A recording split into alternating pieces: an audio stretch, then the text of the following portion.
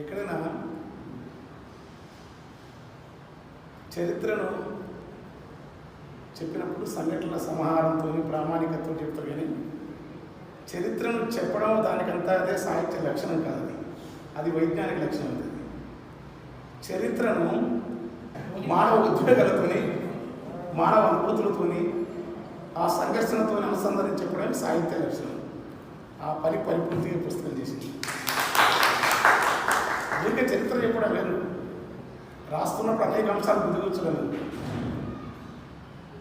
చాలా నేను చదువుతున్నప్పుడు పాఠకుల్ని ఏకబిగిన చదివించలేకుండా ఎక్కడో తప్ప రచయిత అనవసరంగా మాటిమాటికి ప్రవేశపెట్టవడం, తాను ప్రవేశం కాకుండా పొడిగింపు సందేశాలు, పొడిగింపు వివరణలు, రాజకీయ ఆర్థిక సామాజిక విశ్లేషణ లేకుండా అద్భుతంగా జీవితాన్ని రాసిన మాల జీవితమే జీవితం. అది ఎవరికైనా అంటే జీవితం మారదు, కానీ చదివితే అందరికీ అడుగుతుంది. దానికి కారణం ఏంటంటే దీంట్లో ప్రామాణికమైన కేశవరెడ్డి లాంటి రచనలు, శ్మశానం దున్నేరు కేశవరెడ్డి మొదటి మాల జీవితం అందులో దానికి సమానంగా ఉంది.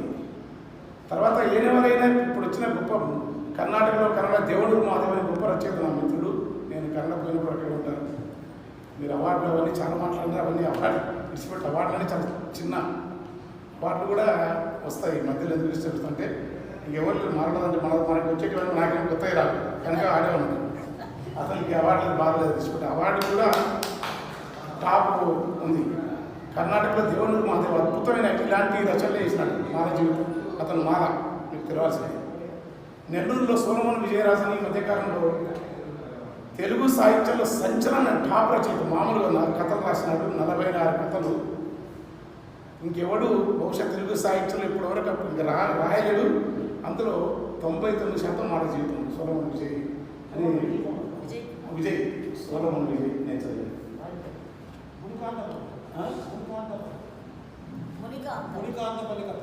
మునికాంతపల్లి కథలని విజయ్ కథలు వచ్చా, పుస్తకాలు వచ్చాయి, చాలా అన్ని కథలు చదివాను. అందులో పాత్రల్ని మన దగ్గర పేరుకు నెల్లూరు అయినా మా మహబూబ్నగర్ దక్షిణ తెలంగాణ అంటే మాకు ఇంకా దగ్గర ఉంటాయి. ఇంకా దీంట్లో ఏంటంటే నవల రాస్తున్నప్పుడు మక్కికి మధ్యకాలంలో ఆస్తిత్వవాదాల పేరుతో ఉన్నది మాటలు ఇది రాసుకుంటుంది. ఇది అట్లా లేదు, చాలా నాటకీయత ఉంది నవలలో నాటకీయత, కాల్పనికత లేకుంటే సాహిత్య నిరోధం. కాల్పనికత పేరుతో ఊహరిస్తే అది బతకవు. కాల్పనికత పేరుతో, నాటకీయత పేరుతో వాస్తవం కాకుండా, కానీ ఒక సాహిత్య లక్షణకారునికి ఉండాల్సిన ప్రమాణాలన్నీ భూతముత్యాలు పూసుకుంటాయి.